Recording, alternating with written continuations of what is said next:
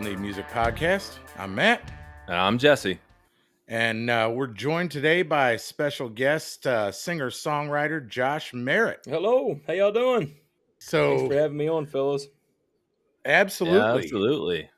So, obviously you got a new album out this year. It was, February? Yep.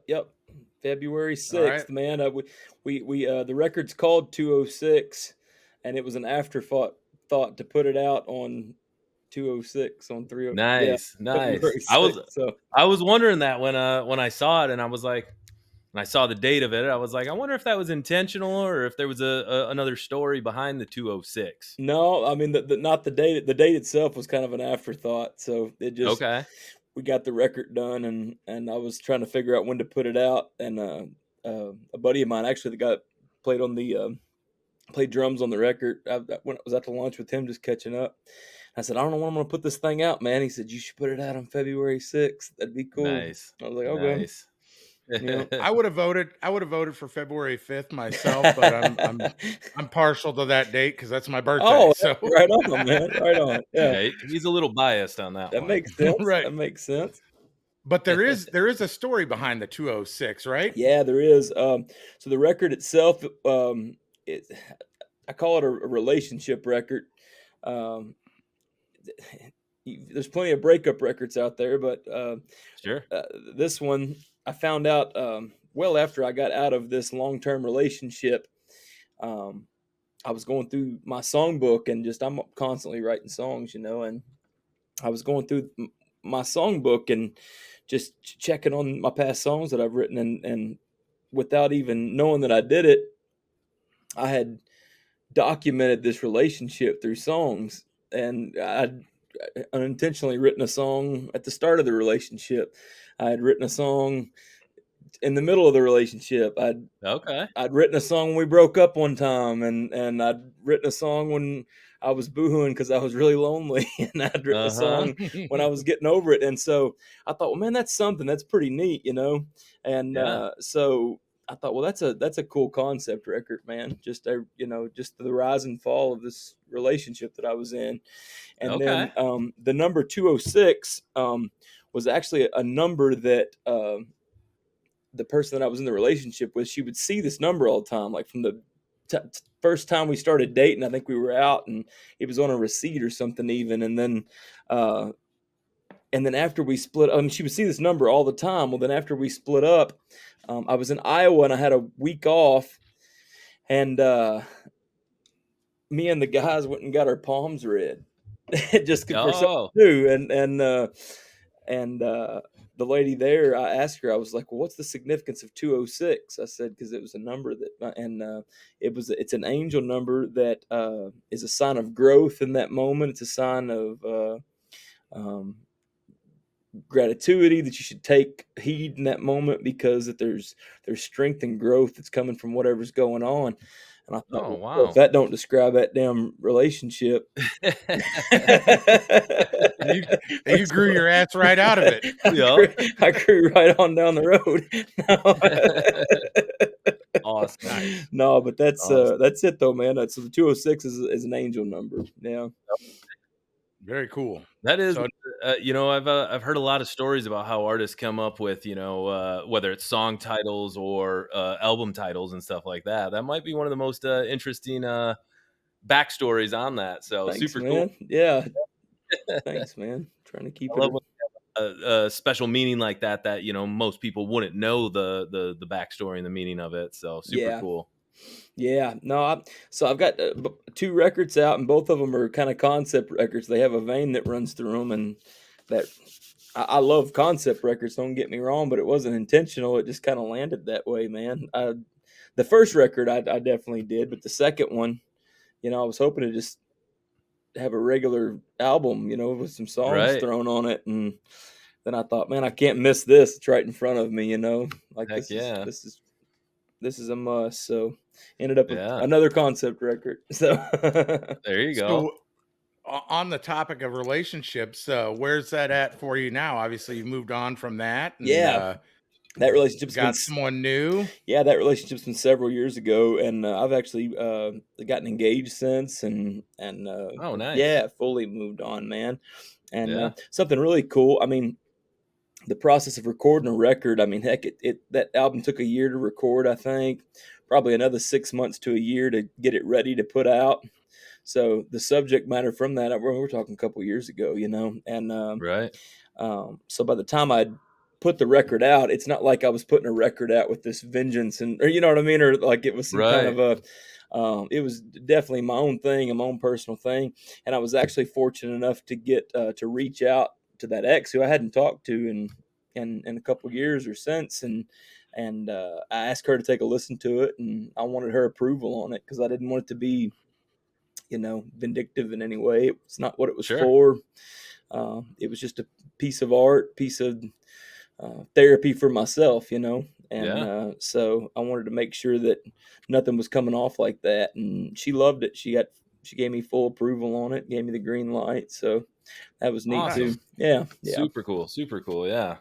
yeah, So how about the fiance? Is she, I'm always interested in how men and women are very different, right? yeah. And so is she now saying like, well, are you writing songs about me? Do you get some of that kind of pushback? Like, where's my album? No, I'm the luckiest man in the world, man. My fiance, and I've had to figure this out through trial and error, but and maybe it's different for some people. Maybe the Johnny and June thing works in some circles, but I've tried that in the past, and it becomes this very competitive thing. I've dated other Oh, musicians and yeah. stuff, but my fiance or the lady I'm with now, she couldn't want the spotlight any less. So, Okay. and I figured out that that's a great dynamic for us, man, because Yeah. that makes her push me into that vein to keep herself out of it a little bit more. Yeah. And she's just, I mean, she's the most supportive person I've ever met in my life. So, no, there's no ill will. She knows that it was something from before her, and Okay. it's poetic license, as Waylon Jennings said. You There you gotta. go. There you go. Well, I think with relationships in general, and I know Jesse and I are in very similar situations. Our wives, we lucked out when Jesse and I met. We hit it off, became friends instantly. And a lot of times you don't have that where the spouses click too, right? Yeah, So it's like we lucked out that my wife and his wife clicked the same way we did. Mhm. But they're both very much behind the scenes, more quiet, reserved. Jesse and I are out there like, let's whoop it up. Let's same, Talking let's to same. be, everybody and Yeah, and yeah. and they don't.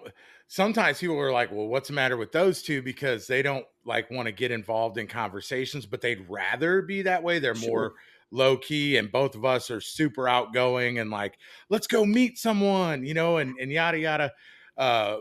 Along those lines, I heard a story that you told previously about your dad taking you backstage on his shoulders, and I'll let you finish that story. But I'm thinking when I was hearing that, I'm like, dude, that is so me. That I would absolutely use my kid in a heartbeat to meet an artist backstage. I would not feel guilty about it at all. Yeah, man. Nothing like, let's go. We're gonna go meet this person because that's what I'm always like. We go to shows and I'm like, let's get there early, scope out where the tour buses are, and see if there's security. Oh yeah, And, that's how and we my did it. wife's like, we're not doing that. And I'm like, oh, we're Oh, we're doing doing that. it all We're right. we're going to meet them for sure. And so then my wife Megan and Tasha, Jesse's wife, will be like standing back here, like, I don't think this is okay. And Jesse and I are up here like, hey, yo, what's up? Come on over here. And then the girls will kind of come up like, okay, can we get a picture too? Yeah, yeah. No, I mean that's how I was raised, man. My old man, he's signs don't apply to him. It's just the Right. way it is. There's a sign that says "keep out." That doesn't mean him in That's a in his suggestion. mind. Yeah, you know what I Right. mean. Yeah. Suggestion. He's like, well, they meant those other people, not me. I'm Yeah. obviously They a don't lot want back here. hundreds of people, but a couple of us are fine. Yeah, Right. sure, sure, sure. So, So there's now, and did I see your dad was a singer-songwriter as well? yeah, yeah, more just to himself, and I wouldn't say he's never put songs out there or anything like that, but definitely he was a traveling musician for several years before I was Okay. born, and he's a fiddle player. And Oh, nice. yeah, Nice. yeah. So yeah, I get the music thing honestly, man. And yeah, he's the one that got me in. He's the one that got me in this mess. Wait a I second. I know that you've opened for Charlie Daniels band. Was he the Mhm. fiddle player for Charlie Daniels? No, no, no. No. He wasn't. Okay. Charlie was still alive when I opened for him. You know, I don't know. His band still tours, is why I said that. So the Charlie Yep. Daniels band still is out playing shows. But no, I actually got to open for Charlie Daniels, and it was Super oh, cool. it was a blessing, man. It was a blessing. It was one of the coolest things I've ever got to do. The same show, I opened for Hank Williams Jr. It was a Yeah. festival actually here in Kentucky, and you know, Hank Jr., which I don't blame him, but like stayed on the bus the whole day and never came off or anything. And I played the super early spot in this festival, you know, um, and I didn't even know the main guys were there yet, much less, you know. And I got done with my set, and I went back and we pulled this little Airstream back. We had this little silver Airstream RV pulled up Yep. between all the buses, and you know, and so I went back and changed because I wore like a vest, and it was 100 degrees outside. So I immediately Oh, jumped off stage and went and changed. And somebody started pecking on the door, and I thought, "Hang on a minute, man, I'm changing." And hell, I got my shorts on, went out, and it was Charlie Daniels, man, and he was in some gray sweatpants, and he said, "Young man, I just wanted to tell you, you know, you did a great job, and you know, awesome. thank you for doing what you do." And I was like, "Thank you, you're one of my heroes. My dad's a Right, fiddle right. player. You know, I grew up on you." And but it was so crazy, man, backstage. Because I mean, this has been I was it's been 10 years ago. I was 24, I think, and I'm 34 Okay. now. And but he was up in age then. And I tell this story all the time, but man, he walked around and he was so frail walking around, like had assistants with him. And like even when he came up to the van, he had somebody with him, was kind of hanging on to him. And man, I never will forget when it was his time to go on, they walked into that stage and they helped him up on the first couple steps that go up to the back of the stage.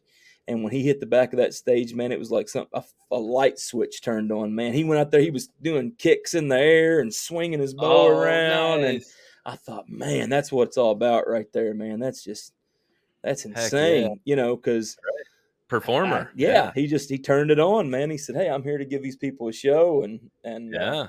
that's what he did, man. He was incredible. Heck yeah. Yeah, We nice. we went to a CMA fest last year for the 50 year, and Alabama went on stage yeah, and did a big old tribute to them, and those guys were still jumping around and yeah, and and man. getting it on there, and I was like, "Whoa, guys!" I was like, "I don't want you to break a hip or nothing here, like performing for everybody," but they were getting it, and I was like, "Heck yeah!"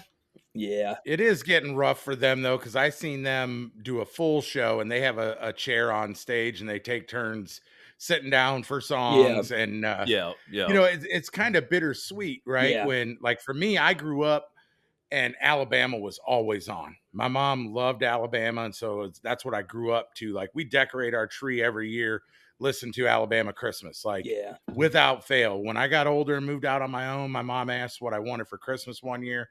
I said, I want that on CD. They always had it on vinyl, but CD was the thing at that sure, time. sure. And still got that CD, still play it every year at Christmas for my kids, just nice. because I had such great memories of it. So it was kind of tough seeing them live. Was it 2 years ago when they were taking turns sitting down? And you know, I know they're getting up there, but Randy seems to be, you know, struggling a little bit. And it's like, man, and these guys are still choosing to do what they love and bringing, like I was on cloud nine. That was one of my top 5 shows in my lifetime, and I've seen thousands of concerts. Literally, that's my life. I try and go to as many as I Yeah, can me every too. year, and that was incredible. But at the same time, it was like, man, what I wouldn't give, like my mom saw him in '82, I think, for the first time that she saw him, and she said the tickets were $20, and it was rough for her to come up with that $20. And I'm like, man, I paid almost 200 to see I 2 years know, ago, you know. Right. But man, I would love to go back to 82, other than I would have been 3 and wouldn't remember anything. But to see Alabama in 82 was probably night and day different, you know. We throwing up 4? No, I was throwing up 13. Don't lie. Oh, man. I just seen 4 fingers. I'm trying to count. Church. Oh, yeah. So of these artists that, you know, you've had a chance to play for, or maybe haven't had a chance to play with yet, who's like your kind of bucket list? Like, man, I would love to be able to play a show with these guys. Oh, there's a bunch, man. But I'm a huge Daryl Scott fan. I don't know if singer songwriter Daryl Scott, and I actually one of the songs on this last record is a cover of his, "River Take Me." Oh, That's okay. that's actually a Daryl Scott tune, and man, I Okay. was so excited to get to put that on this record and get to do my Nice. own version of it. But yeah, he's a big hero. Um, Travis Tritt, I'm actually my manager's in talks with Travis Tritt right now, so that'll be cool if we land that. That's Yeah. I'm really excited about that one, but you know I try not to get too excited because it's you definitely in this business.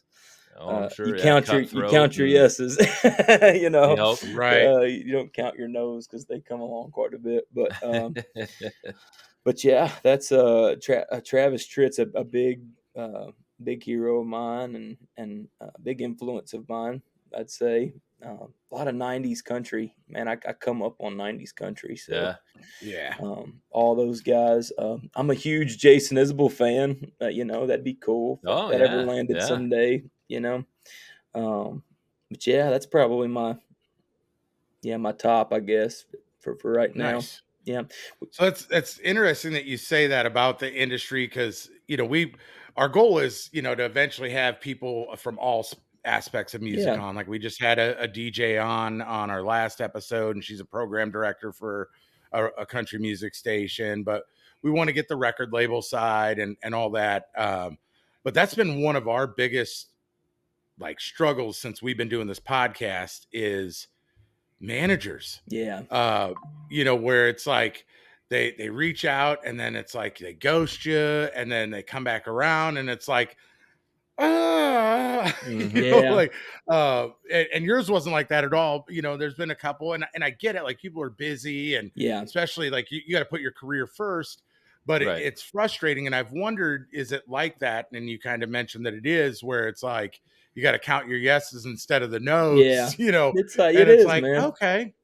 I think it's part of the business. I think the people that succeed, they don't let the no's overcome them because there's at every level. I think even at the big level, there's a lot of Sure. no's to be passed around, you know, and Right. and that's just part of it, man. You just got to be thankful for the yeses, Right. Right. and Right. what I found is if you just float on those yeses long enough, man, you slowly start to trickle, man, Yeah. and Good things will all of a sudden happen. the Yeah. opportunities get better and better as they come. So and it's all you can Oh, do. yeah. Cross your fingers, Yeah. make good art, and or do good at whatever you're doing, and Yeah. let the thing grow for itself. Yeah. Yeah. Actually, I just caught that, the Lainey Wilson, whatever on Prime Video. I've been You wanting to know, kind watch it. of Yeah, yeah, her documentary or whatever, and she said she got turned down for American Idol like 7 times or something like yeah, Yeah. that, and you know, and she same thing. She had tons of no's and everything like that, and yeah, perseverance and stick through it, and like you said, ride on them yeses, and you know, yeah. keep grinding it out, and good things will come. Man, the American Idol thing that kills me so bad, man. I'll go play. I'll go play some town somewhere or something, you know, and be playing like a local club. I just got back from Alaska. Actually, we were playing a club up Oh, there, no shit. I and I seen that Nice. video on TikTok where you yeah, were in it was Alaska. so great, man. A beautiful country. It's my first time ever there, getting to Recently experience that. we're up there, or But, was it in the middle of the winter time? no, about 2 weeks ago. So Okay, yeah, so it it was wasn't as cold. no, it's perfect weather. It was like a hoodie weather up there. And I Nice. came back to Kentucky to a heat wave. Right. It's Right. been miserable, man. I literally almost had to go to the ER the other night. I was playing a local joint and I got done with the show and I thought, man, I'm gonna pass out. And and I bet. shook it off. It's hot. Yeah. But We're in we're in Michigan right now, and oh we yeah, just came off like well, Matt's in northern Michigan. I'm like central Michigan, and we came off. It was been like it's 3 straight weeks of upper 80s, low 90s, which is kind of unusual. Like July, August, usually it gets hot, but yeah. June it doesn't get hot like this, and it's just been miserable. So, Ooh. I heard down there it's been even worse down there, you It's know. the So, crazy thing about Kentucky, man, and the South in general is that humidity. And I know you hear people you talk know, about it, man, but it's a real thing, and it'll choke you, man. You just can't mm-hmm. breathe in it, and it just makes it seem so much hotter. Um, I'm heading to Wisconsin this week. I'm playing up in Waterford, Wisconsin, and At it's Spanky's. Spanky's. Yeah, yeah, Yeah, I checked that out. I was like, "Where the heck is I'm Spanky's?" I pumped, said, "That man. sounds interesting." Yeah, yeah. So the little joint out in the outer skirts of Milwaukee, man, probably about 30 minutes from Milwaukee. And Okay. some good friends of mine own that place up there and bring us up and take care of us. So we're going up there to Nice. play for those folks. Made some great friends up that way. But I was been checking the forecast and it's 10 degrees cooler up there. And Yep. I've been clapping my hands about that because it's been so hot here. Right. But it's not just the 10 degrees. It's so to circle back, I was in Chicago about a month or two ago, and it was like the first hot day, and it was probably 82 there. Okay, Mhm. and people were. I went downtown, was walking around. People were like, "Oh my, I'm sorry you had to join. Come and see our city on this heat wave that we're having." And like, Uh-huh. it was a perfect 82, no Right. humidity. I thought this is the Right. best weather I've ever felt for hot. I was like, I Right. can't imagine Right, a what you nice guys would cool think breeze of. coming off of Lake Yeah. Michigan and right. Yeah, I was thinking I can't imagine what y'all think about back home, man. I mean, because it'll choke you, man. Oh, yeah. Yeah, so we get that humidity up in northern Do Michigan because you? we're right on the lake, Right on. and so, like, when we had 91 last week, it was 81% humidity, and it just Whew. you're right, it drags you It'll down, you choke just you, feel man. Mhm. sticky Yeah. and nasty, and, we get that because I go to Tennessee several times, a Yeah. year, uh, just because I love music, so that's, like, my getaway, Yeah. and, we've been in Tennessee in some hot ones for sure as well. Smoggy, man. Mhm. Last year at a CMA Fest, one of the local bands that's down there in Nashville, smaller venue, Boomtown Saints. They actually played up in northern Michigan, 2-3 months prior to, and we seen Yep. them and met those guys, and they were playing Oh, cool. at noon at the Hard Rock. So we're like, we're gonna be down there. We went and saw them, and Hard Rock right downtown. It was 90 some degrees, and on that black pavement, man, I think Just Matt, we ended mm, up dipping into Miranda Lambert's bar, and Matt's just slamming waters left and Ooh, right because he was overheating. And it'll I was get you, like, man.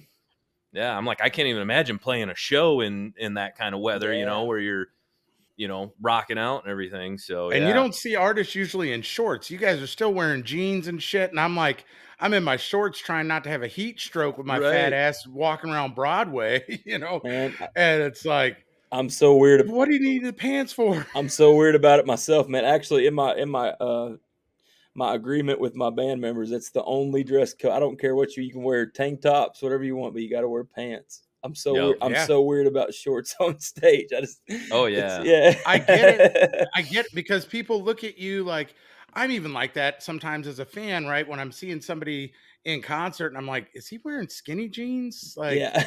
and Jordans? That's okay, I guess, Yeah.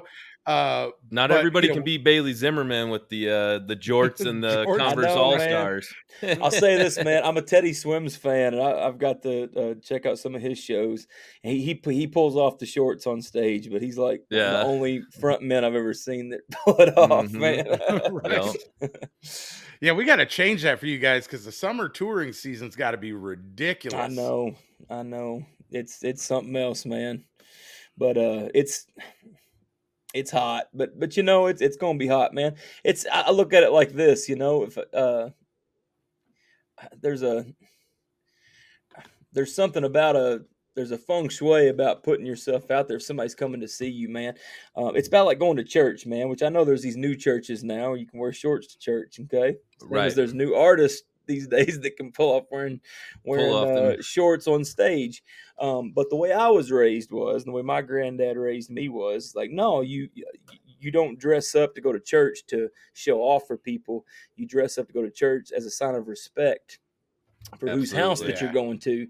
And I've always looked up to it like, is if somebody's going to pay money to come see me, or even spend money and make plans to come see me and come out on the town, I that's my way of showing them respect, that I'm Right. appreciative for them coming there. I don't want to look like I'm in, I just got out of bed and I'm in Right. ball shorts and some flip Right. flops. I Like you want them just came strolled in from the beach or yeah, I want something. them to know that I cared and I got up and put myself together for them, Yep. and it's a sign of respect. Yeah, Absolutely. yeah. I love it. I love it. Yeah, on that topic, the last time I saw Charlie Daniels band was probably 8 to 10 years ago. He played Faster Horses Festival here in Michigan, which Ooh. is a big country music festival.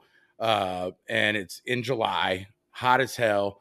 And he came out in jeans and a long sleeve green button down shirt. Woo. And it was like, oh man, I'm so sorry for you. Like I'm in a t-shirt and shorts Right. and I'm Right. dying right now Yeah. with the sun to my back, and you got it right in your face. It's got to be miserable. It is. It is. But here's the catch 22. Most of the time a set, like especially an artist set at a festival, you're looking at an hour.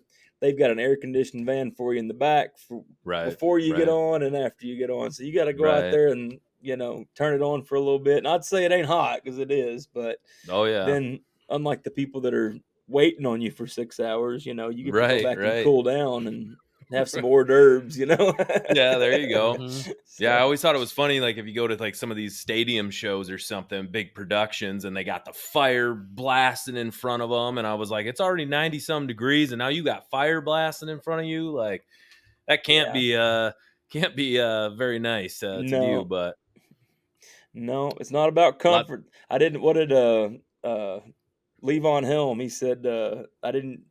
We didn't do this for our health or something like that. Yeah. yep, So. yep. Right. Oh yeah. So, so talking about health, that's I'll use that as a little segue here. I know that I read before that you've had some substance abuse uh, issues in the past, right? And Yeah. and I don't do that to call you out by any means, and I No. hope you don't feel that way. We talk about it regularly Sure. on the podcast because I think it's an important topic.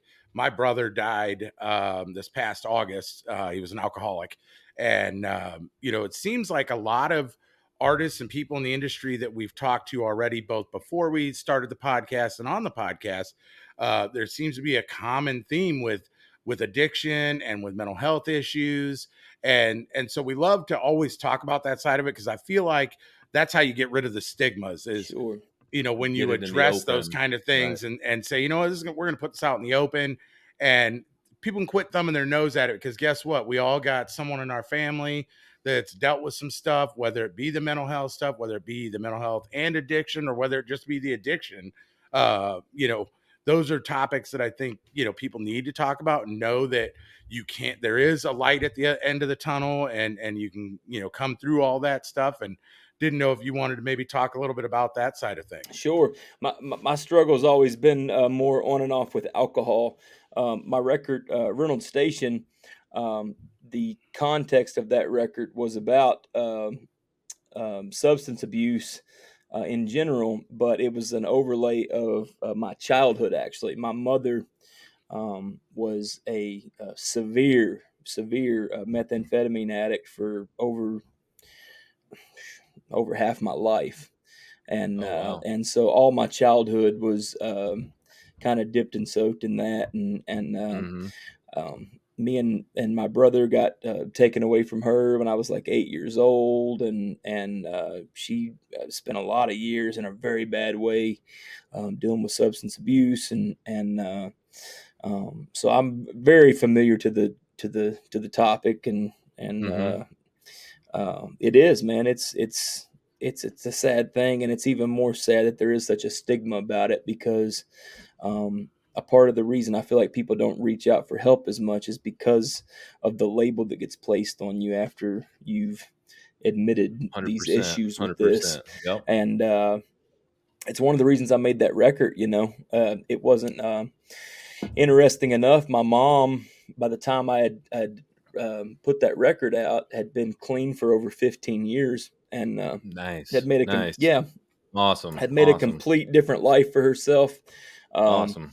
I've got two. So my mom, I'm the oldest of four boys, and me and my younger brother are 2 years apart. And then she took a 10-year break, and then she had my two youngest brothers 2 years apart. Oh, Um, okay. so my two youngest brothers, they've only known the version of my mom that's been clean and straight, and she's been just a great mother for them. She was a great mother for us. She just, had some problems. Um, Mhm.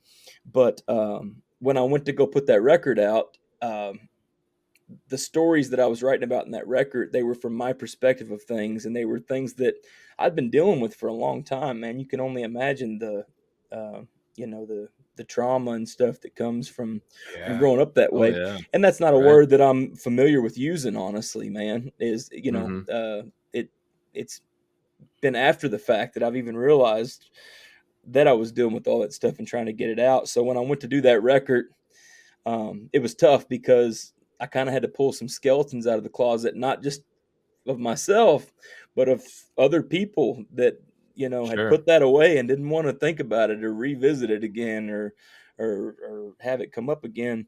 And that was really hard. It was hard for me. It was hard for my mom. It was hard for my family because it wasn't just my mom. It was my mom and her brothers and sisters. They were all wrapped up into this stuff, man. And Okay. um, but at the end of the day, it was their story, but it was my story too, and it was a story that I Mhm. knew that people would be able to relate with, and that I Yes. knew that people would take something from, man. And Yeah. and the point of music for me in general, the point of me putting out a relationship record that's talking about personal stuff, the point of me putting out a record that's talking about somebody going through withdrawals on something or whatever, is for somebody that's out there that's going through the exact same thing, that's sitting somewhere in a dark corner thinking, I'm the only one in the world that's dealing with this, for them to listen to that and then know I'm not the only one that's dealing with this, man. He Yeah. knows what I'm talking about. Listen to this. How the hell Yep. does, Right. because that's my favorite kind of music, man. When you listen to something, you're like, how the hell does he know Yep. about that? I'm the only one that feels that. No, Bubba, you're Mhm. not alone in it, man. You're not alone in it. Yeah. There's other people that feel this way and that know what you're going through, and it's okay to talk about it. It's okay to reach out and and let people I know. I I call those gut punch songs where Yep. Oh, it's like somebody walked up and just punched you right in the gut, and you're just like, oh Yep. man, oh, I where it's know. kind of painful, but at the same time it's healing. And we talked about some of that with another artist, Drew Hale, Yeah, and he was talking about how writing music is healing for him for some of that stuff that he's gone through in his personal struggles. And I think sometimes as a fan or a consumer of music, we don't necessarily think about like, man, this person's been through some shit to write this. Sometimes you just think like, oh, somebody sat down with a pen and paper and was like, oh, this would be a good song. And you kind of disconnect yourself from like, man, somebody's really been through some shit, yeah, to write this and you know, play this song. And there's another female artist, May Estes, that we absolutely love. Seen her several times, got to meet her, and she's got a song that she has not like released, but she plays live, and she plays this song, and you just the pain is so freaking real that you just can't help but like, damn, that mm, is horrible but beautiful at the same time, that somebody had to experience this to tell this story. But then the beauty is like that owning it and like, I'm gonna tell this story now for me because that's my healing, Right. and Right. being that consumer or fan or whatever is just, when you stop and really like, I'm gonna soak in these lyrics, and then you just like fuck, that hurts. Like that hurts me, and I'm Yeah. not even the one that lived it. Mm-hmm. And it's just like, damn, that storytelling side. And I think that's the most beautiful thing about country music is that it tells those stories better than any genre out there. And we listen to other music, Jesse and I both. Oh, me too. Um, but country music just takes you places that other music I don't think has the ability to take I you. think you're Right. right. Right. I think you're right, Yep. man. And it's the good stuff, man. The best songs are written in those places, unfortunately, man. In Mm-hmm. those deep dark places. And I think it was John Prine. Somebody asked him one time, ask him why he wrote so many sad songs versus happy, upbeat songs. And he said, well, because usually when I'm happy, I don't feel like writing a song. There's other stuff Right. I want to go fishing. I want to go do something, you know. Right. Yeah. He Right. said, Do something fun. I got better stuff to do, when I'm happy than write a song. Yep. But when you're sad and feeling blues, and writing or sitting down and being introspective, at seems to go hand in hand with that. And Yep. if you're somebody that's blessed with the ability of songwriting, you get some good material out of that. Yep. Yep. Right. Yeah, And the rest of us get some joy from some bad shit that people had to I go know. through. And Yeah, it kind of feels it Right. kind of feels Right. dirty at times, like, man, I love this song, but I feel like maybe I shouldn't because that sucked for yeah. whoever Right. had to go Right. through it. I can always tell Well, the and it, good ones too, man. Like there's a Doug Stone song called I think it's Doug Stone, called Pine Box, and I've declared it the saddest song I've ever heard, and I think it is because every time I listen to it, I end up saying the same thing after it's over. I say, "Man, he lived that shit, man. He was, you know what I'm mm-hmm. saying? Like Yeah. he. There's no way. There's no other way you write a Right. song like that than Right. you was knee deep in it. You know what I mean? Yep. Yep. So those are my favorite ones, man. Yeah, ours too. That's we Matt and I started this podcast journey what, about a year and a half ago. We actually had a another podcast just called, it was Y'all Need Help.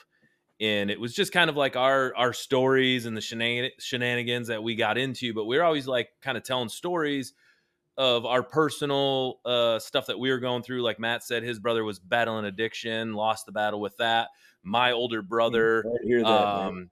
he suffers from severe mental health, and was battling addiction. Another thing him and I had in common, but it was like I never talked about that to other people until Matt opened up and started talking about it. And I'm like, why aren't we talking about this kind of stuff? And then we were kind of sharing that. And then we kind of were like, we need to talk to, do this Y'all Need Music, and started talking to more artists such as yourself. And, to hear other people, especially, people on your level, singer songwriters that are, you know, doing very well with their careers and everything, and to hear some of the struggles and everything. And it's just like, we want that to be out there in the face of everybody, because the same thing, like you were saying, my brother didn't ask for help for 15 years because of that stigma of, mental health and addiction. It's kind of hush hush. Yeah. And it's like, no, we need to get this out there, and to hear the stories of other people. Like Matt was saying, we've had many other artists and other people from the music industry on, and there's always kind of like a similar story, whether it's a personal thing, or knowing a best friend, or a mother, or somebody that's going through it.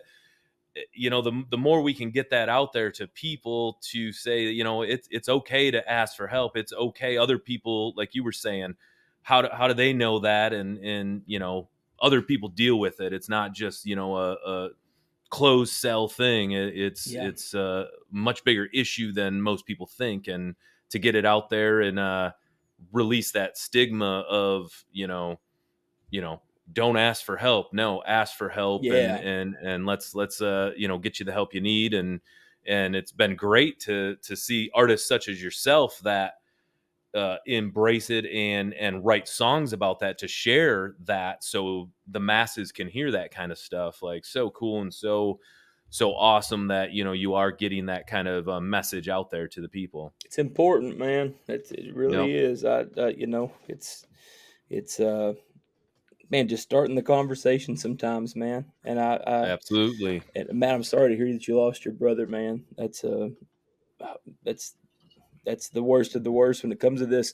My record rental station, there's a song I wrote for my aunt Jennifer on there. That was my mom's youngest sister. She took her own life after a lifetime of substance abuse Hmm. and mental health issues, and she was like a second mom to me. So I definitely know what that feels like, man. And again, it's just opening up the door for somebody sometimes and letting them Yep. know, man, that they're not alone. And sometimes I think Absolutely. music's the best way to do that. You know, you can't. 100%. I'm sure you know that person that's going through that, that's in that bad mental health state. You can go do everything but kick their door down, and when they're feeling like that, they're not going to want anyone around. They're not going to want, there's no way Yep. to Right. help. But sometimes I think music is the thing that can seep through the cracks. I really do, Hmm. because um, that's something that you could hear that in the background and think, oh, what's that? You know what I mean? And you know, Yeah. so Well, and I know on your Reynolds Station album, your engineer on that had worked with Jamie Johnson, yes, and Jamie Johnson's been like my number one for years. Just love that dude, yeah, and he's got the ability. Um, when I hear him sing, like I feel all of the emotions, yeah, right? Hmm. And I think that sometimes as a fan, when we go to shows and see people live and like, who wouldn't want that lifestyle of what we imagine it to be, right? So like everyone thinks that all of you guys are living that rock star life, like doing shows, partying, hanging out with other musicians, like daily, like that's what you get to do. And it's like, oh man, that'd be amazing. And I've learned over the years that's not the case. Sometimes it is. Sometimes guys get together and party or whatever. But we like to, I think, have this view that like you guys are up here and everything's great if you've made it, right, and you're touring and you're putting out albums, like life is great for you. And we know obviously that it's not. You look at people like Gary Allen, who was booming and lost his wife. sure, And we tend to think of like, oh, everything's got to be rainbows and butterflies. They're doing what they love. They're making music. And I think when fans can kind of connect and say like, man, this dude's just real as shit. He's got the same problems I've got, whether it be with himself or with his family or whatever. He just happens to have a different career path than I do. And we got this connection. I feel like I love music way more from an artist when I feel that connection yeah, beyond the music. And that's what we love about doing this podcast, is having just like everyday conversations, talking about real life shit with people, so that other people make those connections and say, man, I want to check this dude out. Like I've dealt with that myself. yeah, Like, I had a relative who was addicted, or, I went through a shitty relationship or whatever it may be, that all of this stuff is coming from a real place, not just like this fantasy land of grabbing, a spiral notebook and a pen and like, oh, I'm super creative. And so I'm going to just write this random, set of lyrics out. No, this person went through that shit, Lived and it, that's right? why they're sure, writing it out. Like, they're telling a real story, not just scribbling on a piece of paper and making something, musical out of it. oh yeah, Right. sure, man. It's something else. Man, I'll give you a for instance. So the song "How Many Times," which is kind of my bigger song off of Reynolds Yep. Station. Um, I'll tell you how I wrote that song, and this is very personal. But I'd got done with the show one night. We'd been partying our asses off, and again, I was in my early 20s probably, and um, I had never done cocaine in my life, and I was going through this really bad breakup, and I was at the bar one night. And this dude was there, and I was like, "Man, let's just do some coke, man. Let's do some coke." So I bought some coke, and my guitar player, who was even younger than me, he was all in too, and we had no idea what we were doing, like the whole shit. So so much so that I went to go meet this dude in the parking lot, and I didn't even know that. I was like, I don't know what. what to get. I don't know the Right, lingo, right. I man. don't know what to Yeah, do. yeah. And so anyway, so what I did was the only terms I knew was 8 ball. You know, you hear that a lot. That's a lot Yep. of cocaine. That's not like some like a Right. weekend. And so I ended up That's a buying. weekend. Yeah, I ended up buying way too much. And long story short, I took this home. We did some, and we were ramped up. We were running around, and me and him went back to my apartment that night, and we done been geeking out almost, and was like, let's write some song. We're gonna write like 10 songs tonight, man. This is awesome. And we went home, and we got all these notepads out, and we got like I had the guitars like sitting on the floor, and right as everything, like I shut the door and I locked it, and I guess it got quiet for like 2 seconds, and it triggered something in his brain that it freaked him out, and he's like, I got to get the hell out of here. I got to get home. And Mhm. Oh no. he just left. And I was sitting there on the floor, and I thought, this is scary, man. Like now it's Right. quiet for me too, and Right. I'm by myself, and I didn't want to be by myself, man. And I've never did this before, felt like this or anything. And I wrote that song. Nice. I Wow, wrote that song after nice. that. If you listen to the lyrics of that song, that's what that song is about, cocaine. And Okay, yeah, nice. so it says, is there any action I can take to bring you to my world? Sometimes I stop to buy some time from this old lonely girl. She sells it by the ounces, and the weight is always light. And if I have enough, chances are that I won't sleep tonight. So it's, so yeah, Oh, yeah. Nice. Yeah. So a lot of people didn't catch the reference, but Right. yeah, that just goes to show you, man. That was a really bad night for me. It was a really bad week for me. Right. I'll Right. say this: I've got a joke about it. That was not that I didn't do it after that, but I tell people all the time I've done cocaine one time, and I did it for a week straight. and that was it. I flushed it. I was like, this ain't for me, man. So Yeah. I bought way too much. way too what was that? much. Yeah. What is that line that people throw around? Man, I don't like cocaine, but I love the way it smells. Yeah, Mhm. that's about Yep. it. Yep. Oh man. But yeah, I'd say that to say, man, like, yeah, those songs are a lot of those songs, man. They're from right there, Real life shit right Right. going there Real on. life, in the personal. minute of Yeah. it, man. Some of it's in the minute of it, And Yeah. some of them are written. Somebody will write a song weeks later or after an experience. That was probably the result for a lot of the songs off of 206. But that, how many times I think I appreciate that story so much because I wrote it right in the middle of it, man. Right. Right. Right in the middle of it. So Heck that's yeah. something else. Yeah, that's great. Those kind of stories, those are the only time you get those is like a low key writers round, Yep. Yeah. when people are feeling like, all right, I'm gonna open up and share a little bit more about how this came to be. You don't usually get that in between songs during a big show at Right.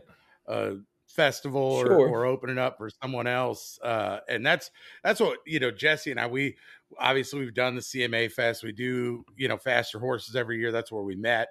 Um, but we both love more of those like intimate shows where you get to hear that kind of stuff and the stories behind the music and the smaller venues or the guys that are opening for someone else but they're headlining their own tour like over the winter time, like when the summer season slows down, you get to like November or whatever, and these guys like, okay, I'm going to do my own headlining tour and play the smaller venues throughout the winter months or whatever. Mm-hmm. And those are our favorite to go to. That's where you get that connection with an artist. You get to Right. hear a little bit more, and you don't have like, I'm sorry, like I don't need the fucking flames going off. I don't Yeah. need 3,000 bright lights behind me or behind you flashing at me, and I can't even see you on He's got the stage. big Like, beard. He don't want the flames going Right. on. so, I'll tell you, I did heating and air before I did this job, and I did it for like 6 or 7 years, and before I went Okay. full time into this, and I had a beard back then too, and I can't tell you how many uh, water heaters I would work on in like attics and stuff, and you'd get blowback, and I'd come out Yep. with my beard Singed. singed. Yeah. Yep. Yeah, I did heating and cooling for 3 summers, and I kept it trimmed real close just for Sure, that reason sure, right there. man. Yep. It'll get you. Heck yeah. So back on the venue topic, I always love to know from artists, like what's your favorite venue to play? What's on? Because like for me, I've got my bucket list artists that I still want to see that I haven't yet or that I want to see again. I've got my bucket list of venues, one in your backyard that I've not been to, even though I've been that direction many times. Uh, what's like your favorite venue you've played so far, and what's kind of your like, oh man, that would be the shit to play there.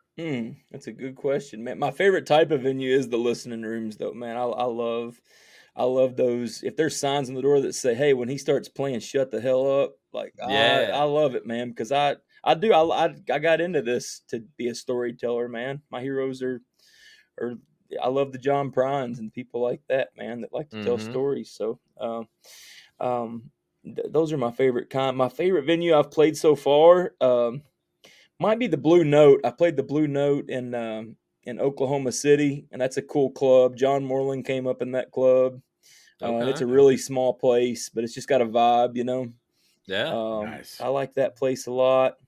Um, but then on the other hand, I've played several shows at the Floribama, you know, down in and that's a party. That's a party Yeah. bar. You know, I don't know if you're familiar with the Yep. Floribama or not, but Oh, yeah. it's a party, man. Right, It's right. like 8 bars in one right on the beach, man. People come there to have a good time, you Oh, know? yeah. And, Yeah, you were just down there, what, like 4 or 5 months ago, Jesse? Like In right, April, yeah. oh, right near wow, there. Yeah. right on. Yep. I love it Yep. down there, man. I haven't been down in a long time. It's probably been over a year since I've got made my way back down that way. But, I've played several shows in there, man. It's a cool place. You go in there, it Yeah. smells like an old barn. And it's Mhm. oh, man, it's just got a vibe. Yeah. The bras hanging Nice. off the ceiling and stuff. Oh, It's yeah. just Yeah, I it's a didn't get vibe, to, man. they didn't have anybody when we were down there for the couple days we were over there. It was, like, 2 days before I got down there, Ella Langley was playing there, Ooh. and I was Right, so Riley upset. Green too. Yep, yeah, and Oh, I was so wow. upset that I didn't get down there 2 days prior so I go to see that. We seen Ella Langley, last year, during CMA Fest on a writers round with, Jamie Johnson, Mm. and right away, I mean, as soon as we heard her open her mouth, it was just like, "Yup, yup," and she was gonna be down there, and I was, like, 2 days too late, and I was so pissed, but yeah, that was a cool venue, though, I that's for sure. I love it. But, yeah, it's so strange how, the type of show that you're playing it depicts the kind of show that you're gonna put on in a lot of ways, man, Sure, because yeah. like I said, that Blue Note, that's one of my favorite places. Very laid back. People you could tell people came in there and sit still, and Mhm. they were ready for you to, you know, tell them a story. And, the Floribama, they, you know, y They just wanna they party. just turn it up, you know, Yep. get as many songs in as possible, get the So next that's going. gotta probably affect your set list, right? When you're coming Yeah. up with your set list for a show, you're not gonna play the same set list. You said it's the Blue Note in Oklahoma City. Mhm.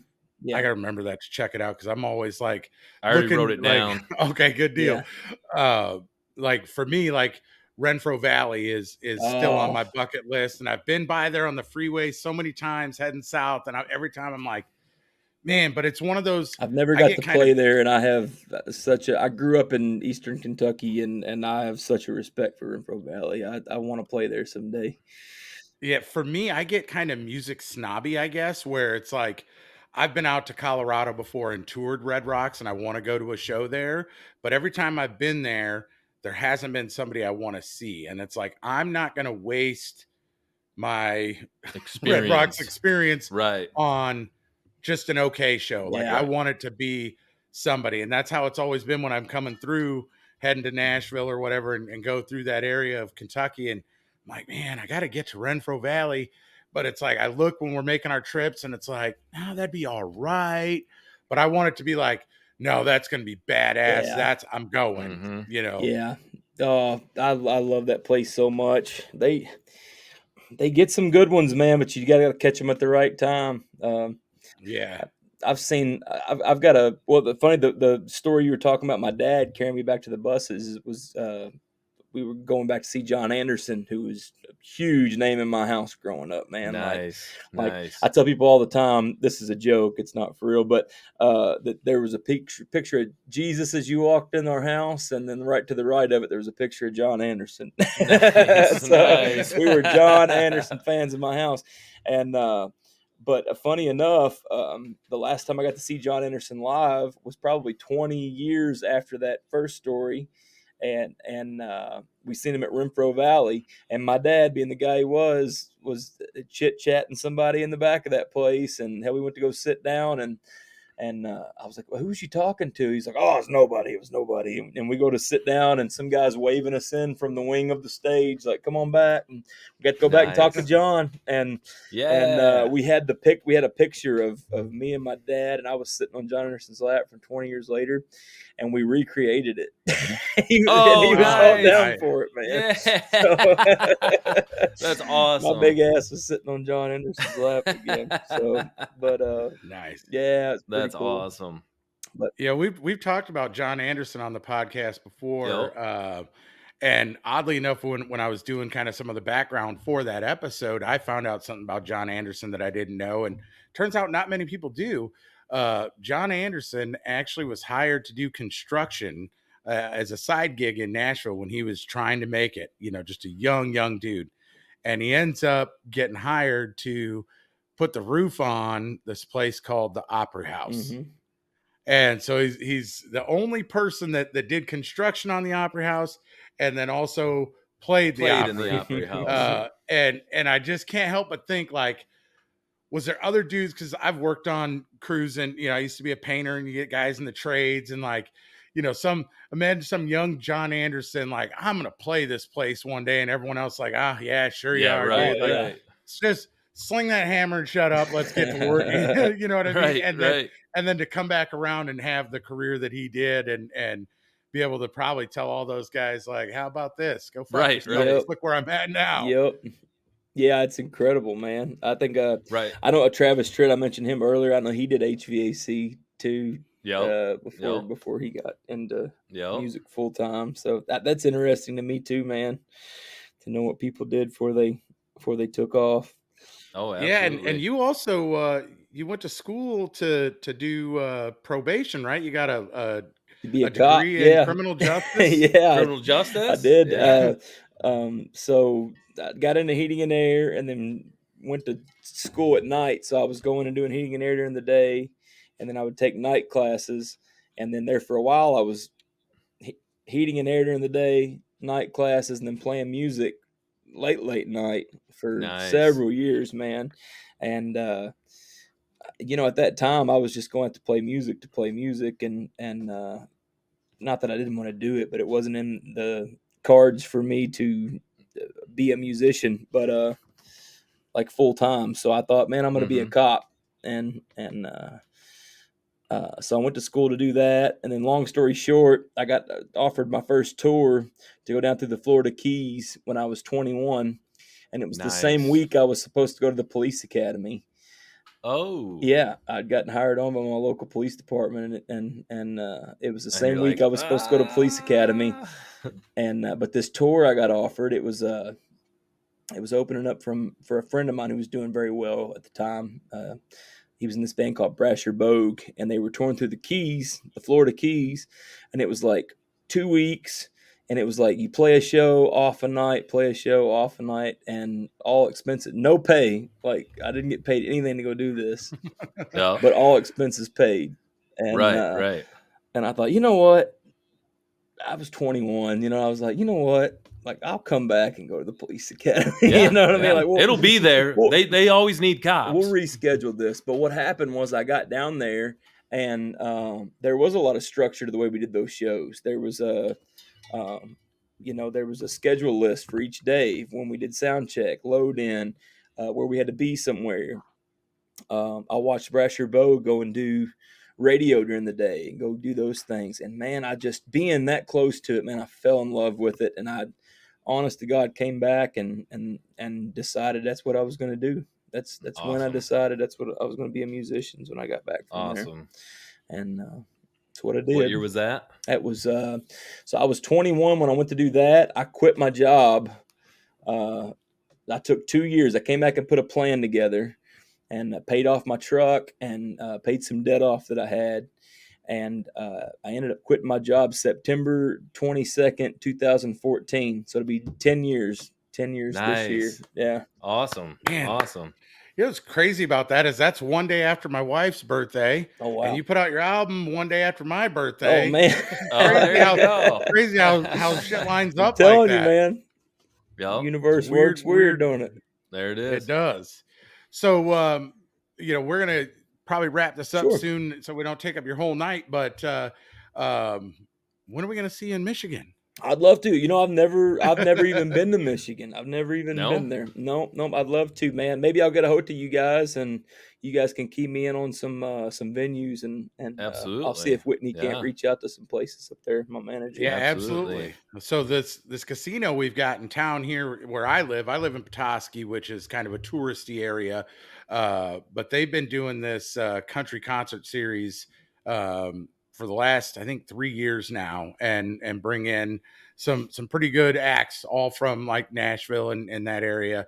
And they do it like the first Friday of every month, Oh, cool. and it runs from like April to November. November. Yeah. So it's a good number of shows every year. So I'll shoot her an email with that info, Yeah, because please and we'd do. love to see you up here for I would love sure. to come, man. Absolutely. Honestly, what I'm doing right now, and it goes 100 different ways depending on where we're at with stuff, and we've obviously been in album mode here lately, but I love, man, going and doing residencies places versus going and living Yeah. out on the road for 2 months. So Right. just Right. like this weekend with Wisconsin, I'm going up there and playing the same club for 3 nights and doing a Yep. Yep. residency, and Yep. just being in the area, or just playing 3 different places in an area, even Right. 100 So you can mile kind of hang stretch. out in that same area Sure. without jumping here, and there. Sure, Yeah. because I mean, you can make it worth the run that way, and then that also puts me in a position where I can be home on Sunday and back with the family for Sunday, Monday, and Tuesday. Which is important Absolutely. to me. So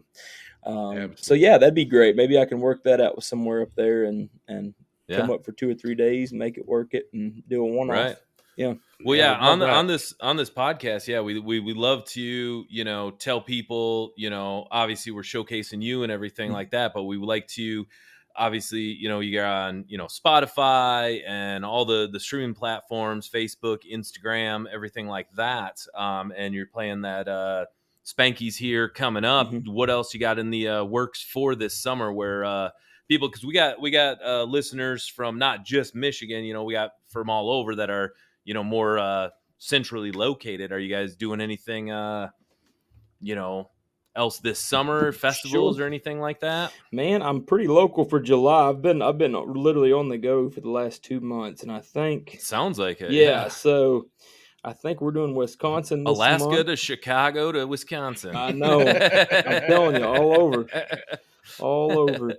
Yeah, I'm pretty local to here for the month of July, and there's a reason for that. So I'm thinking that toward the end of July here, I'm gonna end up back in the studio, and I don't know that I've said that out loud yet. So we'll be, Oh, yeah, we'll heard it be, here Yeah. yeah, first. we'll You be. heard it here. We usually hang pretty close to the house while we're recording. Yeah. Okay. So plenty of dates And now are though. you still in Owensboro? Yeah, I'm in Owensboro. So Okay. yeah, I lived in Nashville for Nice. several years, man. I'm about 2 hours north of Nashville, so Yep. there's Yep. no reason for me to live in Nashville, man. It's a madhouse down there. I can be in It's a Nashville. madhouse, and you're in the bluegrass capital of the United States. Sure. Like, come on, man. Oh yeah, That's I'm that. in the original home of bluegrass music, man. The International Bluegrass Museum was just built in Owensboro about 2 years ago. And Bill Nice. Monroe is from Rosine, which is about 20 minutes south of me. So Okay. this is literally the home of bluegrass right here where Yeah. I live, man. Yeah. Yeah. Nice. So obviously, guys that are watching, you're going to want to check Josh out. Uh, Probably, at least in my experience, YouTube pays the best. So go stream his shit on YouTube, because it'll pay him more than what TikTok There will. we go. But follow him on all the platforms: Facebook, Instagram, TikTok. but really watch the shit on YouTube for all these artists because it's going to pay them better than any other platforms are. When you watch a video, watch it start to finish. Don't leave before it's done. Yeah. That'll give them better reach and like, comment, subscribe, all that good stuff for them. So, and Yep. we'll link all your links into our YouTube, and Okay. so that way they can Thank go you on and guys, check man. that out too, for sure. So, And when you go to shows, buy the merch because that's where they The get merch, paid too. man. That's it. absolutely. That's it, man. Especially for opening sets and stuff. We're working something out with the Joe Stam band right now. I don't know if you guys are familiar with them. And Oh, Yep. yeah, a okay. lot of shows like that. I mean, those guys are just a couple of high kicks that higher than us, you know. So the budget for their opener is not that great. So a lot of those shows, our whole budget's put into the merch, man. So Right, Yeah. right. it's important, Absolutely. man. So what else you got for everyone before we call this a night for everyone? Oh man, just listen to music, man, and be kind to everybody, man. Be kind. Understand that you're not the only ship on the sea, you know. And Yep. in regards to whether you're sad or you're mad or you're happy, you know, there's other people out there that are having feelings, and maybe they're having a bad day, maybe they're having a good day, but treat people with respect and share as much love as possible. Awesome. Absolutely. Awesome. So that's one thing I love to say to people is there's not a single person walking this planet that's better than me. No. But by the same token, I'm not better than a single person walking this planet. That's exactly right. We're all man. walking a different path and a different set of shoes. And I don't know what's going on in your shoes. You don't know what's going on in my shoes. And the best thing we can do is be good to each other. That's it, man. Absolutely. Thank you guys so So- much for having me on, man. I really do appreciate it. Thanks Yeah, for no, joining us. we love thank having you. Yep, stick around real quick, Josh. For Guys, everyone else, check we'll him catch out. you next time. Y'all Need Music podcast.